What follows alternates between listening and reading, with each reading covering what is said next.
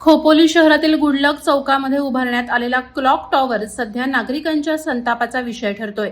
खोपोली नगर परिषदेकडून तब्बल 10.5 लाख रुपये खर्च करून उभारण्यात आलेला हा क्लॉक टॉवर प्रत्यक्षात नकली घड्याळ आणि पुठ्ठ्याच्या साहित्याचा असल्याचा आरोप नागरिकांकडून करण्यात येत आहे। त्यामुळे नगर परिषदेच्या कामकाजावर आणि सार्वजनिक निधीच्या वापरावर गंभीर प्रश्नचिन्ह उपस्थित झालंय। स्थानिक नागरिकांनी दिलेल्या माहितीनुसार या क्लॉक टॉवरमध्ये बसवण्यात आलेलं घड्याळ अत्याधुनिक किंवा टिकाऊ तंत्रज्ञानाचं नसून केवळ सजावटीसाठी लावलेलं साधं नकली स्वरूपाचं आहे। तसंच संपूर्ण रचना मजबूत साहित्याऐवजी पुठ्ठा आणि कमी दर्जाच्या साहित्यापासून तयार करण्यात आल्याचा दावा करण्यात येत आहे। नागरिकांचं म्हणणं आहे की या प्रकारच्या संरचनेची वास्तविक किंमत जास्तीत जास्त 1 ते 2 लाख रुपये असू शकते। मात्र नगर परिषदेकडून यासाठी 10.5 लाख रुपये खर्च केल्याचं सांगण्यात येत आहे। कराच्या पैशांचा अशा प्रकारे अनावश्यक आणि अवाजवी खर्च कसा केला जातो?